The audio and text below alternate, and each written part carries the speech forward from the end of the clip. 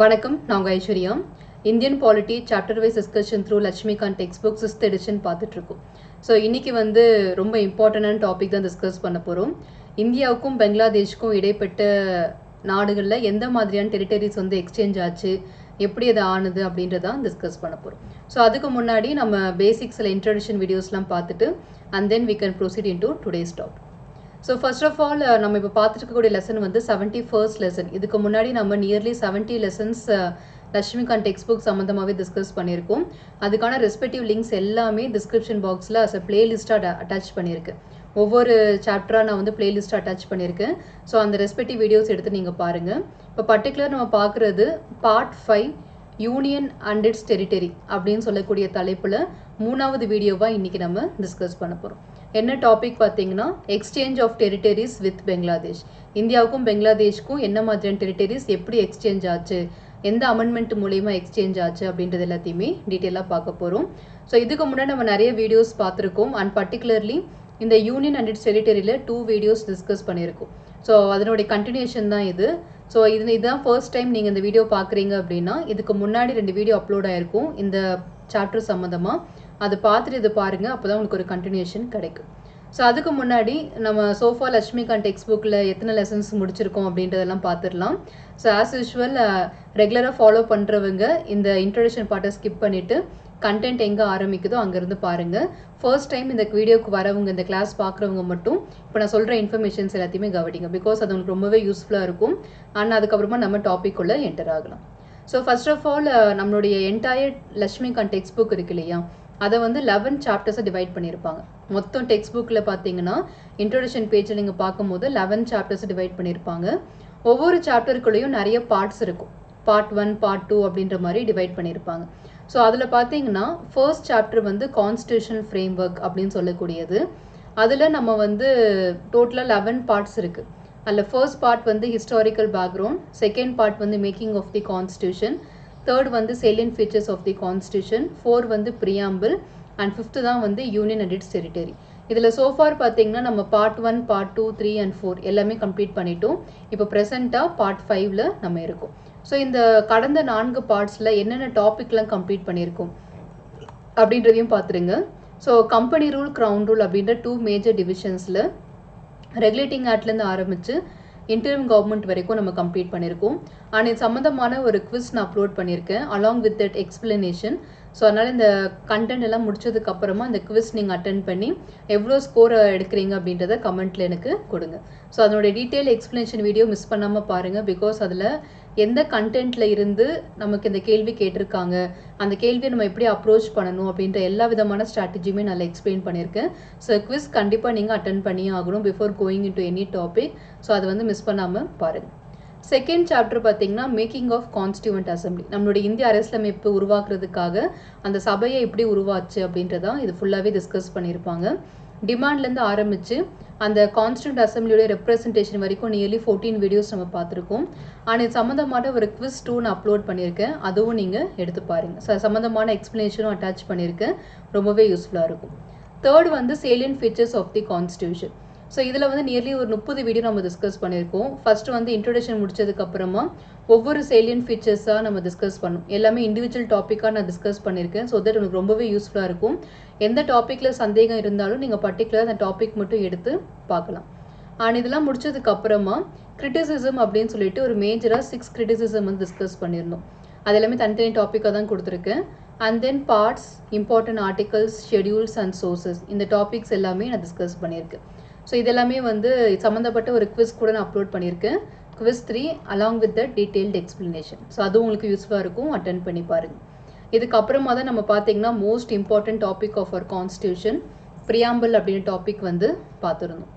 So text of the preamble, ingredients of the preamble, கீவேர்ட்ஸில் sovereign, socialist, secular, democratic, republic, justice, liberty, equality, fraternity, இந்த மாதிரி keywords எல்லாமே தனித்தனியாக நான் எடுத்து எக்ஸ்பிளைன் பண்ணியிருக்கேன். உங்களுக்கு எந்த டாப்பிக்கில் டவுட் இருந்தாலும் பர்டிகுலர் டாபிக் எடுத்து நீங்கள் பார்க்கலாம். ஆனால் அது போக significance, preamble is part of constitution, amendability, இந்த எல்லா டாப்பிக்குமே பார்த்தாச்சு. அண்ட் சம்மந்தமான ஒரு குவிஸ் 4 நான் அப்லோட் பண்ணியிருக்கேன் along with that explanation. So for இந்த 4 பார்ட்ஸுமே நான் கம்ப்ளீட்டாக முடிச்சிட்டோம். இப்போ ப்ரெசென்ட்டாக பார்த்துட்டு இருக்கிறது unit 5 union and its territory. இதில் பார்த்தீங்கன்னா ஆல்மோஸ்ட் நம்ம வந்து ஒரு 14 வீடியோஸ் பார்க்குற மாதிரி இருக்கும். யூனியன் ஆஃப் ஸ்டேட் அப்படின்ற காமனாக ஆர்டிகல் 1, 2, 3 சம்மந்தமாக நான் டிஸ்கஸ் பண்ணியாச்சு.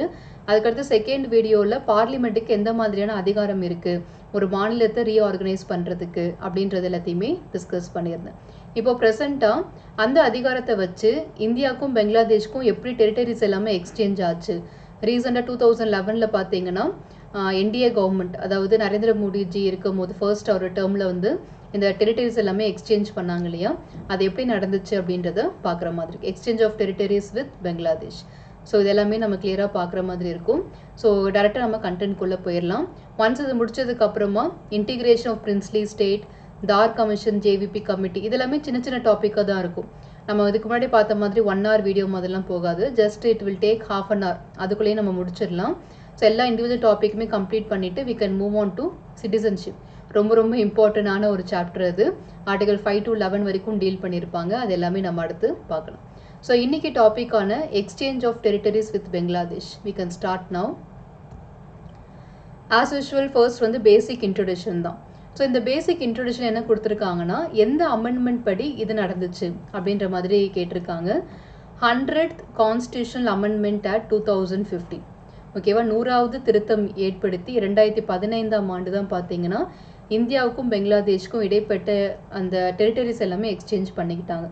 அதுக்கு முன்னாடி வரைக்கும் இதை நாங்கள் ட்ரை பண்ணலையா, இதை 2015 தான் ட்ரை பண்ணீங்களா அப்படின்னு கேட்டால், நம்மளுடைய இண்டிபெண்டன்ஸ் ஆச்சு இல்லையா, கம்ப்ளீட்டாக இந்தியா இண்டிபெண்ட் ஆனதுக்கு அப்புறமா அப்பத்துலேருந்தே இந்த பிரச்சனை போயிட்டு தான் இருக்குது. ஏன்னா அப்போ வந்து பெங்களாதேஷ் வந்து ஈஸ்ட் பாகிஸ்தான் அப்படின்னு இருந்துச்சு. ஏன்னா பாகிஸ்தான் ஏரியா முஸ்லீம் பீப்புள் எல்லாருமே வந்து ஸ்ப்ளிட் ஆகும் போது பாகிஸ்தான் பொறுத்தீங்கன்னா வெஸ்ட் பாகிஸ்தான், ஈஸ்ட் பாகிஸ்தான் அப்படின்ற மாதிரி ஸ்ப்ளிட் ஆனாங்க. ஈஸ்ட் பாகிஸ்தான் இன்னைக்கு ப்ரெசன்ட் டே பெங்களாதேஷாக இருக்குது. ஸோ ஆஃப்டர் இண்டிபெண்டன்ஸ் 1971 தான் பார்த்தீங்கன்னா அவங்க கம்ப்ளீட்டாக ஃப்ரீ ஆனாங்க, லிபரேட் ஆனாங்க.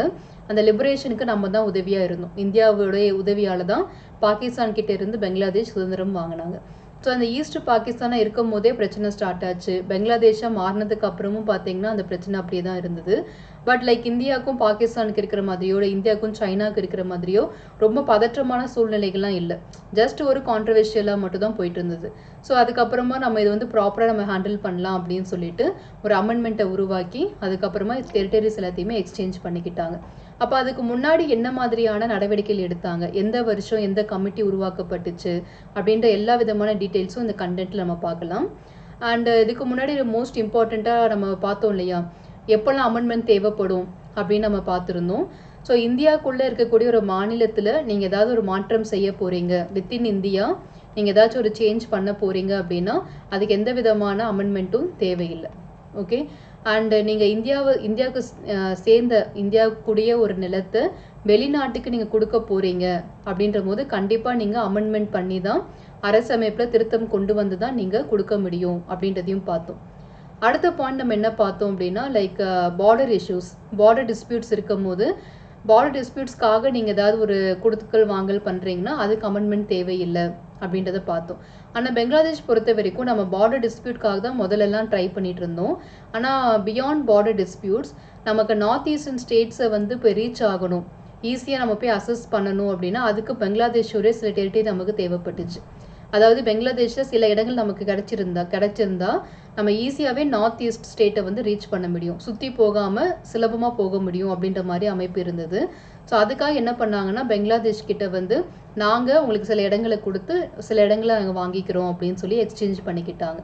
ஸோ அந்த ஒப்பந்தம் வந்து 2015 100th அமெண்ட்மெண்ட் மூலயமா தான் நடந்துச்சு. ஸோ அப்போ நம்ம பார்டர் டிஸ்பியூட்டையும் தாண்டி சில டெரிட்டரிஸை நம்ம குடுக்கல் வாங்கல் பண்ணுறதுனால, எக்ஸ்சேஞ்ச் பண்ணுறதுனால கண்டிப்பாக இந்திய அரசியலமைப்பில் ஒரு அமெண்ட்மெண்ட் கொண்டு வந்து தான் பண்ண முடியும். நம்ம அது ஆல்ரெடி இந்த ப்ரொசீஜரை பார்த்துருக்கோம். ஸோ 100th அமெண்ட்மெண்ட் கொண்டு வந்து தான் அந்த டெரிட்டரிஸ் எல்லாமே லீகலாக எக்ஸ்சேஞ்ச் பண்ணாங்க. ஸோ அதனுடைய ஜேர்னி தான் இன்றைக்கி நம்ம பார்க்க போகிறோம்.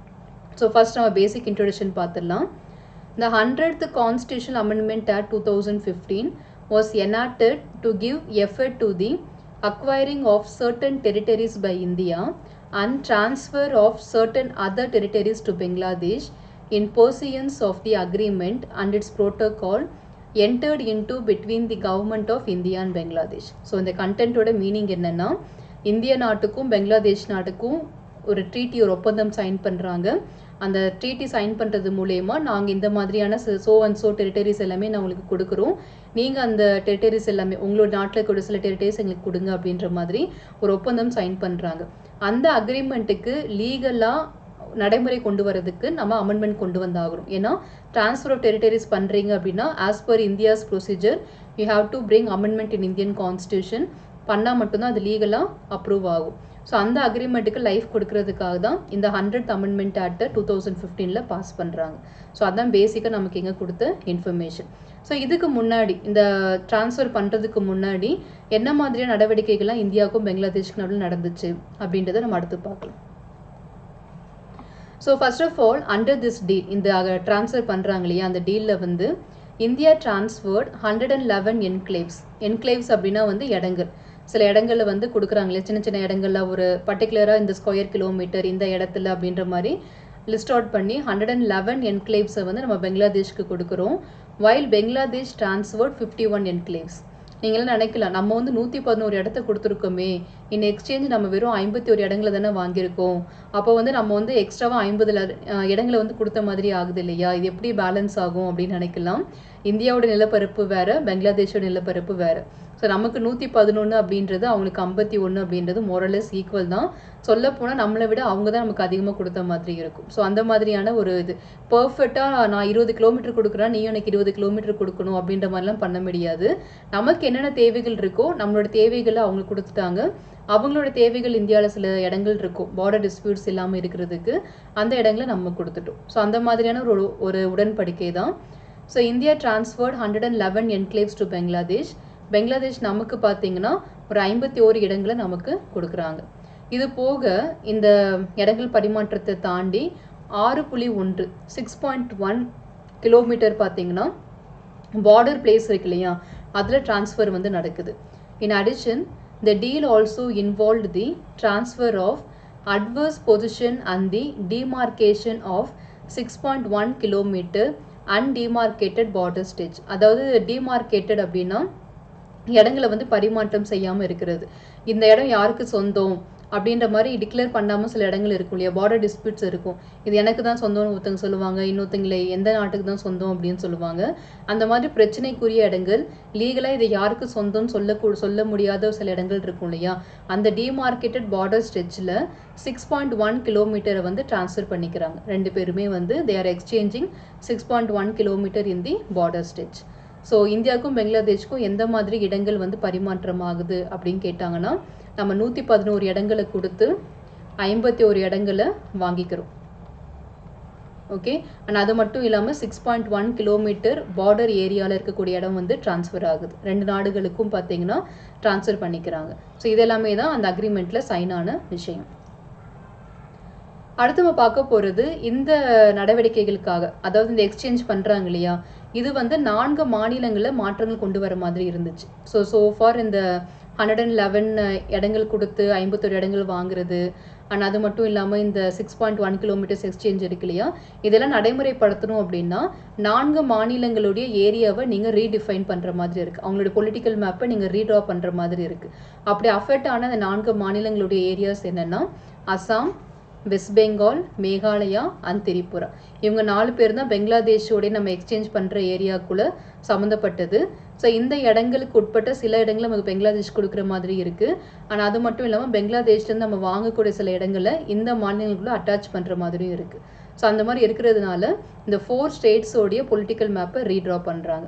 For these 3 purposes the amendment modified the provisions relating to territories of 4 states Assam, West Bengal, Meghalaya and Tripura in the first schedule of the constitution. ஏன்னா நம்மளுடைய முதல் அட்டவணையில் தான் மாநிலங்களுடைய பெயர்கள் அண்ட் மாநிலங்களுடைய ஏரியா என்ன அப்படின்றது கிளியராக டிஃபைன் பண்ணியிருப்பாங்க. ஸோ அந்த இடத்துல தான் மாற்றம் வருது.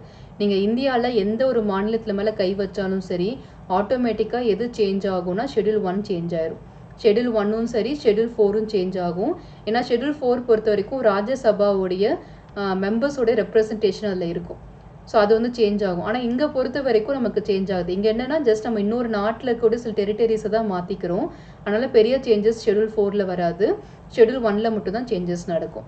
ஆனால் இப்போ நம்ம ஜம்மு அண்ட் காஷ்மீரை வந்து ஸ்டேட்ஹுட்லேருந்து ரிமூவ் பண்ணி 2 விதமான யூடியாக உருவாக்கணும் இல்லையா, அப்போ கண்டிப்பாக ஷெட்யூல் 4லேயும் சேஞ்சஸ் வந்திருக்கும். ஓகேவா, நம்ம பின்னாடி பார்க்கலாம்.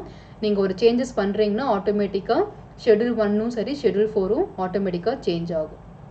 ஸோ இந்த பாயிண்ட் பார்த்துக்கோங்க. இந்த அமெண்ட்மெண்ட் மூலயமா எந்த மாநிலங்கள் வந்து ரீஅரேஞ்ச் ஆகிற மாதிரி இருக்குது அப்படின்னும் போது அசாம், வெஸ்ட் பெங்கால், மேகாலயா, திரிபுரா.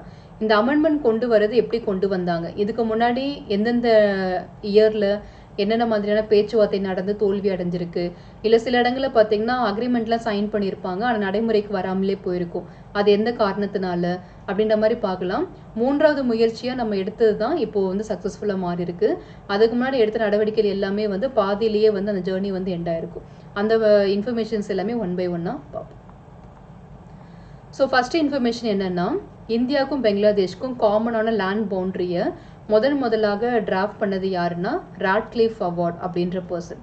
அதாவது ராட்க்ளிஃப் அப்படின்ற இங்கிலீஷ் பிரிட்டிஷ் பர்சன் என்ன பண்ணார்னா, இந்தியாவுக்கும் ஈஸ்ட் பாகிஸ்தானுக்கும், ஏன்னா அவர் ட்ரா பண்ணும்போது அது ஈஸ்ட் பாகிஸ்தான் தான், அன்டில் 1971 வரைக்கும் அது ஈஸ்ட் பாகிஸ்தான் தான். அதுக்கப்புறமா தான் பெங்களாதேஷ் அப்படின்னு மாறுது. ஸோ இந்தியாவுக்கும் ஈஸ்ட் பாகிஸ்தானுக்கும் இதுதான் எல்லை அப்படின்றது டிஃபைன் பண்ணது யார் அப்படின்னா ராட்க்ளிஃப் அப்படின்ற பர்சன். அதனாலேயே அந்த லைனுக்கு வந்து ராட்க்ளிஃப் லைன் இல்லைன்னா ராட்க்ளிஃப் அவார்டு அப்படின்ற மாதிரி பேர் வந்துச்சு. 1947 இந்தியா இண்டிபெண்ட்டாக மாறும்போது இதை ரா பண்ணி கொடுத்துருக்காங்க. ஏன்னா இந்தியாவுக்கும் பாகிஸ்தானுக்கும் எல்லைகளை டிஃபைன் பண்ணி கொடுத்தது ராட்க்ளிஃப் தான். அப்போது அதில் இந்த ஈஸ்ட் பாகிஸ்தானும் வரும். நிறைய பேர் யோசிக்கலாம், இந்தியாவுக்கும் பாகிஸ்தானுக்கும் தானே ராட்க்ளிஃப் வந்து ட்ரா பண்ணி கொடுத்தாரு அப்படின்னும் போது இந்தியாவிலேருந்து எதெல்லாம் வெஸ்ட் பாகிஸ்தானில் வருது, எதெல்லாம் ஈஸ்ட் பாகிஸ்தானில் வருது அப்படின்றத ரெண்டுமே அவர் தான் டிராஃப்ட் பண்ணி கொடுத்தாரு. So it will include both west Pakistan and east Pakistan. So மொத்தமாக எவ்வளோ கிலோமீட்டர்ஸ் பார்த்தீங்கன்னா, நம்ம இந்தியாவில் வந்து நம்ம நியர்லி ஒரு 7 கண்ட்ரீஸ் கூட பவுண்ட்ரி ஷேர் பண்ணிகிட்டு இருக்கோம். இந்தியா, சைனா, நேபாள் அந்த மாதிரி 7 கண்ட்ரீஸ் கூட ஷேர் பண்ணிகிட்டு இருக்கோம். அதில் நம்ம அதிகமாக ரொம்ப லார்ஜஸ்ட்டாக பவுண்ட்ரி ஷேர் பண்ணுறது வித் பெங்களாதேஷ் தான். ஏன்னா அவங்க வந்து பெங்களாதேஷை சுற்றி இந்தியாவுடைய பகுதி தான் இருக்குது. ஸோ அப்படியே பெங்களாதேஷோடைய பவுண்ட்ரி ஃபுல்லாகவே இந்தியா இருக்கும். அண்ட் சவுத் சைடில் வந்து பே ஆஃப் பெங்கால் இருக்கும். அந்த மாதிரி தான் பெங்களாதேஷ் அமைஞ்சிருக்கு. ஸோ நியர்லி 4096.7 கிலோமீட்டர்ஸ் வந்து பார்த்திங்கன்னா நம்ம அவங்க கூட ஷேர் பண்ணுறோம். நமக்கும் அவங்களுக்குமான காமன் பவுண்ட்ரி அவ்வளோ தூரம் இருக்குது, அவ்வளோ லென்த் இருக்குது. ஸோ இந்த பாயிண்ட் பார்த்துக்கோங்க. 1947 இந்த பவுண்ட்ரி ஷேர் பண்ணதுக்கு அப்புறமா சில டிஸ்பியூட் வந்துச்சு, பிரச்சனைகள் வந்துச்சு. இல்லை இது எங்களுக்கு தான் சொந்தம் இல்லை அப்படின்ற மாதிரி 2 பேருக்குமே வந்து ஒரு உடன்பாடு இல்லை அந்த ராட்க்ளிஃப் லைனில். அதுக்கப்புறமா என்ன பண்ணுறாங்கன்னா 1950 ஒரு 3 வருஷத்தில் நம்ம இந்தியா வந்து ரிப்பப்ளிக்காக அனௌன்ஸ் பண்ணுறோம் இல்லையா. ரிப்பப்ளிக் அப்படின்னா நாங்கள் கம்ப்ளீட்டாக இண்டிபெண்ட்டாக மாறிட்டோம், இனிமேல் யாருமே எங்களை வந்து டாமினேட் பண்ண முடியாது அப்படின்னு சொல்லி லீகலாக நம்ம அரசியலமைப்பை டிராஃப்ட் பண்ணி அதை நம்ம நடைமுறை கொண்டு வந்து 1950 இந்தியாவை நம்ம ரிப்பப்ளிக்னு அறிவிக்கிறோம். ஸோ அந்த டைமில் வந்து பார்த்தீங்கன்னா பேகி அப்படின்ற ஒரு பர்சன் வந்து இந்த பவுண்ட்ரி இஷ்யூஸை வந்து சால்வ் பண்ணி கொடுக்குறாரு. ஸோ அவர் வந்து இந்த ராட்க்ளிஃப் கொடுத்துருக்காரு இல்லையா, இந்த பவுண்ட்ரி லேண்ட் பவுண்ட்ரியோடைய மெஷர்ஸ் எல்லாத்தையுமே சேஞ்ச் பண்ணி அவர் இன்னொரு விஷயங்களை வந்து கொடுக்குறாரு. ஆனால் அதுவுமே பார்த்தீங்கன்னா சக்ஸஸ்ஃபுல்லாக வரலை. அதுவுமே வந்து சில டிஸ்பியூட்டில் தான் போய் முடிஞ்சிச்சு. ஸோ முதல்ல ஆரம்பிக்கும் போது Radcliffe award 1947 between India and east Pakistan first draft பண்ணுறாங்க. செகண்ட் வந்தது 1950 பேகி அவார்டு அப்படின்னு வருது. ரெண்டுமே வந்து அன்சக்ஸஸ்ஃபுல் தான். ஓகே, இந்த ஃபர்ஸ்ட் பாயிண்ட்டை பார்த்துக்கோங்க. அனதர் எஃபர்ட் இதுக்கப்புறமா 8 வருஷம் தாண்டி 1958 பார்த்தீங்கன்னா நேரு நூன் அக்ரிமெண்ட் அப்படின்ற ஒரு அக்ரிமெண்ட் வந்து சைன் பண்ணுறாங்க. அது மூலயமா இந்த டிஸ்பியூட்டை வந்து நம்ம சரி பண்ணிக்கலாம், என்னென்ன மாதிரியான நமக்கு பிரச்சனைகள் இருக்கோ அந்த பிரச்சனை எல்லாத்தையுமே நம்ம சரி பண்ணிக்கலாம் அப்படின்னு சொல்லி சைன் பண்ணுறாங்க. Another effort was made to settle these disputes by the Nehru Noon agreement of 1950. ஏன்னா அப்போ ஜவஹர்லால் நேரு பிரைம் மினிஸ்டர் இருக்காங்க. அங்கே இருக்கக்கூடிய பிரைம் மினிஸ்டருடைய பேரும் அட்டாச் பண்ணி நேரு நூன் அக்ரிமெண்ட் அப்படின்னு கொண்டு வராங்க. ஆனால் இதுவுமே பார்த்தீங்கன்னா challenge பண்ணப்பட்டுச்சு. However, the issue relating to divisions of Beriberi Union was challenged before the Supreme Court. நம்ம இதுக்கு முன்னாடி பார்த்த இன்ஃபர்மேஷன்ஸில் ஞாபகம் இருக்கா, நம்ம பார்லிமெண்ட் பவர் அப்படின்றதுல பார்த்தோம்ல, பெரிபெரி யூனியனை வந்து ஸ்ப்ளிட் பண்ணும்போது கேஸ் வந்து வந்துச்சு, பெரிபெரி யூனியன் கேஸ் அப்படின்னு ஃபைல் பண்ணாங்க.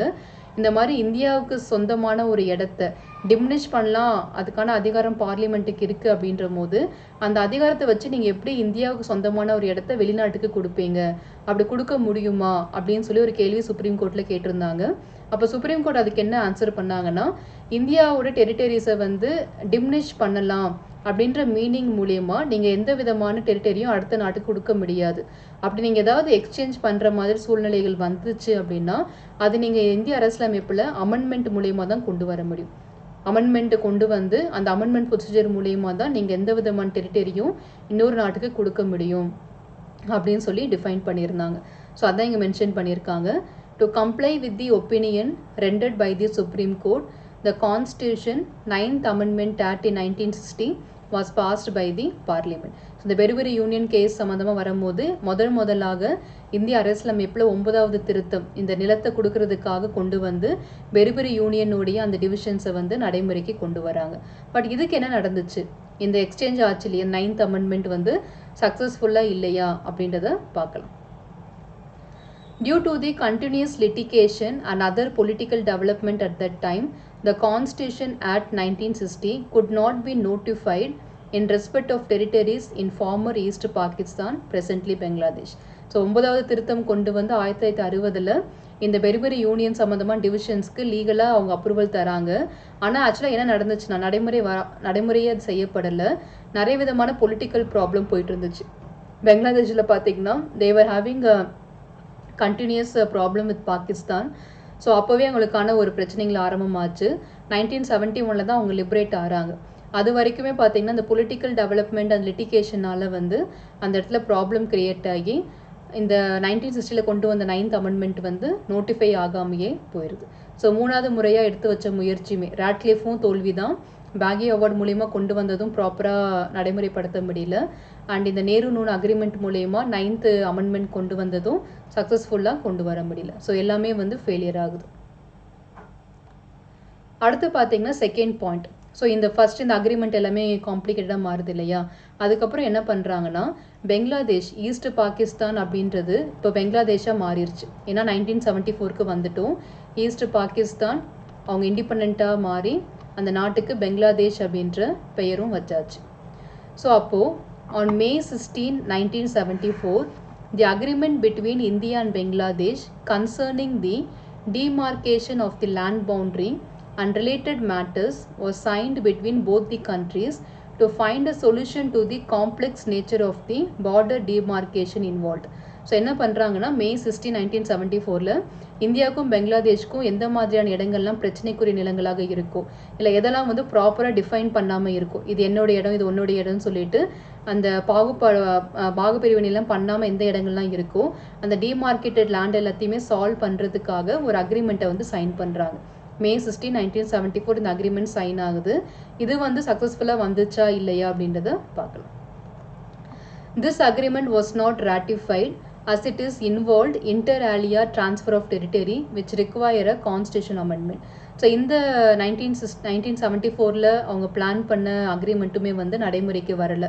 அதற்கான காரணம் என்னன்னா ரெண்டு நாடுகளுமே தங்களோட டெரிட்டரிஸை எக்ஸ்சேஞ்ச் பண்ணணுன்றதுனால ஒரு அமெண்ட்மெண்ட் தேவைப்படுது. அந்த அமெண்ட்மெண்ட் அவங்க கொண்டு வர முடியல. செகண்ட் ரீசன்ஸ் வந்து பர்டிகுலராக இந்த இடங்கள் தான் நான் கொடுக்க போகிறேன், இதுதான் நான் வாங்கிக்க போகிறேன் அப்படின்ற மாதிரி எந்த ஒரு இடத்தையுமே அவங்க ப்ரிசைஸாக சொல்லவே இல்லை.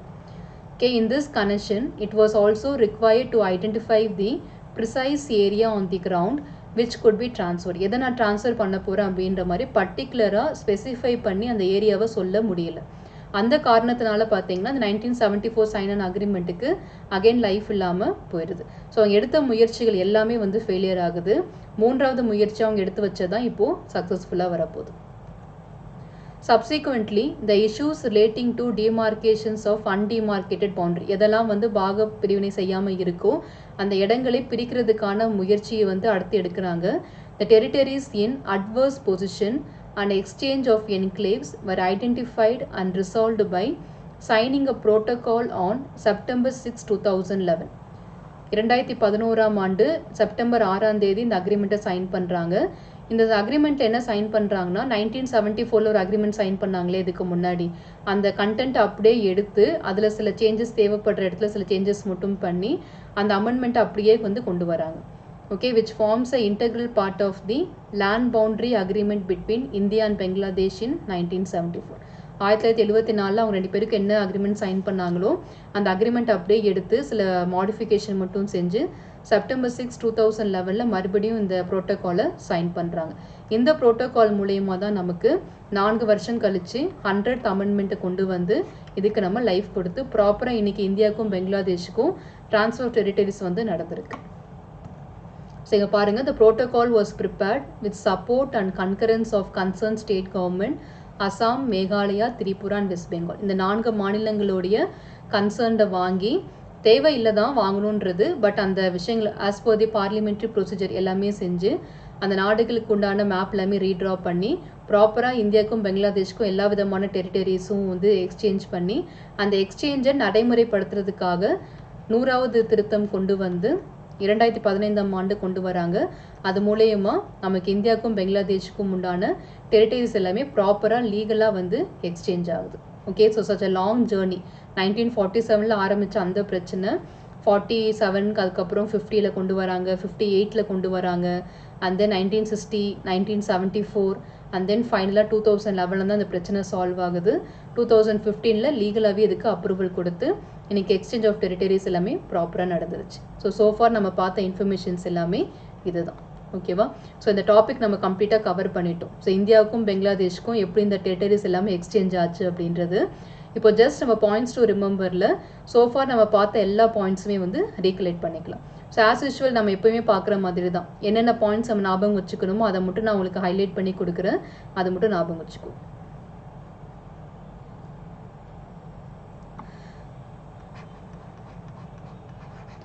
So exchange of territories,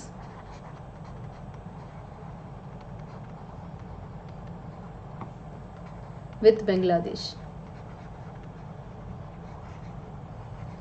so first and ஃபார்மோஸ்டாக நீங்கள் ஞாபகம் வச்சுக்க வேண்டிய விஷயங்கள். ஓகே, நம்ம ஃபஸ்ட்டு என்ன பார்த்தோம்னா இந்த எக்ஸ்சேஞ்ச் வந்து எப்படி நடந்துச்சு. நம்ம அப்படி போக வேண்டாம், நம்ம நார்மலாகவே ஜேர்னியை ஸ்டார்ட் பண்ணலாம். முதல்ல வந்து இந்த பவுண்ட்ரி ஷேர் வந்து 1947ல் ராட்க்ளிஃப் அவார்டு அப்படின்னு சொல்லி இந்தியாவுக்கும் பாகிஸ்தானுக்கும் எல்லைகளே வகுத்து கொடுத்தது ராட்க்ளிஃப் தான். ஸோ அந்த பர்சனுடைய இது மூலயமா தான் 1947 ஃபஸ்ட்டு டைம் கொண்டு வராங்க. ஆனால் அந்த டைம் வந்து பார்த்தீங்கன்னா நியர்லி ஒரு 4096.7 கிலோமீட்டர்ஸ் பார்த்தீங்கன்னா நமக்கும் அவங்களுக்கும் உண்டான ஒரு இடமாக இருக்குது, பவுண்ட்ரி ஷேர் பண்ணுற இடமா இருக்குது, கொண்டு வராங்க. பட் இது வந்து அக்செப்டபிளாக இல்லை, நிறைய டிஸ்பியூட் வந்துட்டே இருக்குது. அதுக்கு அடுத்ததாக வந்து 1950ல் நம்ம ரிப்பப்ளிக்காக அனௌன்ஸ் பண்ணும்போது பேகி அப்படின்ற பர்சன் மறுபடியும் இந்த எல்லைகள் எல்லாத்தையுமே டிஃபைன் பண்ணி ஒரு விஷயத்தை கொண்டு வராரு. அதுவும் கடைசியில் நடைமுறைக்கு கொண்டு வர முடியல. ஸோ அதுக்கப்புறமா என்ன பண்ணுறாங்க, 1958ல் நேரு நோன் அக்ரிமெண்ட், 2 நாட்டுகளுடைய பிரைம் மினிஸ்டர்ஸும் என்ன பண்ணுறாங்கன்னா ஒரு அக்ரிமெண்ட் வந்து சைன் பண்ணுறாங்க. அந்த அக்ரிமெண்ட் மூலயமா பெருபரி யூனியன் அப்படின்ற ஒரு இடத்த வந்து பிரிக்கிறதுக்கான நடவடிக்கை எடுக்கப்படுது. ஸோ அப்படி எடுக்கப்படும் போது தான் 1960ல் ஒரு கேஸ் ஃபைல் பண்ணுறாங்க. பெருபரி யூனியன் கேஸ் அப்படின்னு ஒன்று ஃபைல் ஆகுது. அதுபடி என்ன கேள்வி கேட்கப்படுதுன்னா, பார்லிமெண்ட்டுக்கு நம்ம இந்தியாவில் கூடிய மாநிலங்களை டிமினிஷ் பண்ணுறதுக்கான உரிமை இருக்குதான். ஓகே, அந்த டிமினிஷ் பண்ணக்கூடியும் அப்படின்ற அந்த உரிமையை வச்சு இன்னொரு நாட்டுக்கு அந்த இடத்த எடுத்து கொடுக்க முடியுமா அப்படின்னு சொல்லி ஒரு கேள்வி கேட்குறாங்க. ஏன்னா பெருபரி யூனியன் அப்படின்ற இடம் இந்தியாவுக்கு சொந்தமானது. அந்த இடத்த எடுத்து இப்போ நாங்கள் பெங்களாதேஷ்க்கு கொடுக்க போகிறாங்க. ஸோ இந்த அக்ரிமெண்ட் வந்து வேலிடிட்டி இருக்கா இல்லையா அப்படின்னு சொல்லிட்டு பெருபரி யூனியன் கேஸ் 1960ல் ஃபைல் ஆகுது. அப்போ சுப்ரீம் கோர்ட் கொடுத்த ஜட்ஜ்மெண்ட் வந்து டிமினிஷ் பண்ணலாம் அப்படின்ற அதிகாரம் உங்களுக்கு வந்து ஒரு டெரிட்டரியை செக்யூட் பண்ணுறதுக்கு உரிமை கொடுக்கல, செஷன் பண்ணுறதுக்கு கொடுக்கல. அதுக்கு மாறாக நீங்கள் ஏதாவது டெரிட்டரிஸை எக்ஸ்சேஞ்ச் பண்ணிக்க விரும்புகிறீங்க இல்லை கொடுக்கணும்னு விரும்புகிறீங்க அப்படின்னா நீங்கள் இந்திய அரசியலமைப்பில் அமெண்ட்மெண்ட் கொண்டு வந்து தான் கொடுக்க முடியும் அப்படின்னு சொல்கிறாங்க. அப்போது இந்த பெருபரி யூனியனுடைய டிவிஷனை வந்து லீகலாக அப்ரூவ் பண்ணுறதுக்காக 1961ல் பார்த்தீங்கன்னா 9th அமெண்ட்மெண்ட் கொண்டு வராங்க. 1960ல் 9th அமெண்ட்மெண்ட் கொண்டு வந்து அது மூலயமா இதை வந்து எனாக்ட் பண்ணுறதுக்கு ட்ரை பண்ணுறாங்க. ஆனால் அதுக்கப்புறம் பார்த்திங்கன்னா இதுவும் நடைமுறைக்கு கொண்டு வர முடியல. நடைமுறை கொண்டு வராமலே இது வந்து ஃபெயிலியர் ஆகுது. காரணம் அந்த டைமில் நிறைய பொலிட்டிக்கல் டிவிஷன்ஸ். ஏன்னா அந்த 1971ல் லிபரேஷன் ஆகிறதுக்கு முன்னாடி ஒரு 10 வருடங்களாகவே பெங்களாதேஷ்க்கும் எங்களுக்கும் சில பிரச்சனைகள் போயிட்டு இருந்துச்சு. அந்த காரணத்தினால பார்த்திங்கன்னா அவங்களால இதை நடைமுறைக்கு கொண்டு வர முடியல. ஸோ இதுவுமே வந்து ஃபெயிலியர் தான். ஆனால் அதுக்கப்புறமா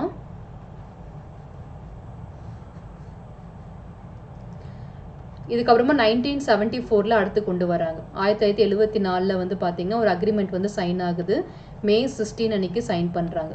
ஸோ இந்த அக்ரிமெண்ட் வந்து மோராலஸ் சக்ஸஸ்ஃபுல் ஆகிற மாதிரி தான். ஏன்னா பங்களாதேஷ் வந்து இப்போ லிபரேட் ஆயிடுச்சு. ஈஸ்ட் பெங்கால் அப்படின்றது ஈஸ்ட் பாகிஸ்தான் அப்படின்றது இன்னைக்கு பங்களாதேஷாக மாறிடுச்சு. அவங்க லிபரேஷனுக்கு அப்புறமா 1974 மே 16 அக்ரிமெண்ட் சைன் பண்ணுறாங்க. இந்த அக்ரிமெண்ட் வந்து நடைமுறைக்கு வர முடியல. காரணம் என்ன அப்படின்னா நிறைய விதமான டிஸ்பியூட் அந்த அவங்களுடைய ரீஜன்ஸில் டிஸ்பியூட் போயிட்டுருக்கு. அப்போ தான் இண்டிபெண்ட் ஆனதுனால. அது மட்டும் இல்லாமல் எந்த இடங்களை கொடுக்க போகிறோம், எந்த இடத்த வாங்க போகிறோம் அப்படின்ற மாதிரி ப்ரிசைஸாக எந்த விதமான லொக்கேஷன்ஸுமே அவங்க ஷேர் பண்ணல. இந்த காரணத்தால் பார்த்தீங்கன்னா இந்த இடங்களை வந்து எதுவுமே ஷேர் பண்ண முடியல. ஸோ அடுத்ததாக வந்து 1974க்கு அப்புறமா வந்து சைன் பண்ணுறது 2011 சைன் பண்ணுறாங்க. எந்த டேட்லனா செப்டம்பர் 6 2011 அக்ரிமெண்ட் சைன் ஆகுது. இப்போ தான் ப்ராப்பராக சைன் பண்ணுறாங்க. ஸோ அந்த 1974 என்ன அக்ரிமெண்ட் கொண்டு வந்தாங்களோ அதில் சில மாடிஃபிகேஷன்ஸ் மட்டும் கொண்டு வந்து ப்ராப்பராக சைன் ஆகுது.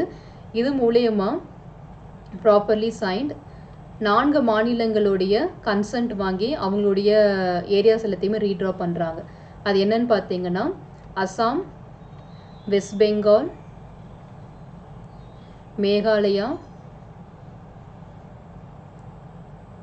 அண்ட் திரிபுரா. இந்த எல்லா இடங்களுமே வந்து ரீட்ரா பண்ணுறாங்க. ஸோ இதை நடைமுறை கொண்டு வரதுக்காக கொண்டு வந்த அமெண்ட்மெண்ட்டு தான் 100th amendment.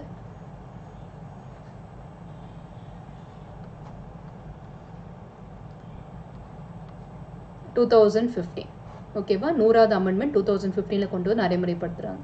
So exchange of territories with Bangladesh டோட்டலாக இவ்வளோ தான். ஸோ நீங்கள் நான் சொன்ன மாதிரி நோட் மெயின்டைன் பண்ண சொன்னேன் இல்லையா, அந்த நோட்டில் இதை மட்டுமே எடுத்து வச்சுக்கோங்க. அப்படி இல்லைன்னா உங்களுக்கு இந்த ஹேண்ட்ரைட்டிங் புரிகிற மாதிரி இருக்குது, எனக்கு இதுவே கன்வீனியண்ட்டாக இருக்குது அப்படின்னா just take a screenshot of this image and அதை மட்டும் சேவ் பண்ணி வச்சுக்கோங்க. எக்ஸாமுக்கு போகிறதுக்கு முன்னாடி ஜஸ்ட் இதை மட்டும் நீங்கள் ரிவைஸ் பண்ணி எக்ஸாம் எழுதிக்கலாம்.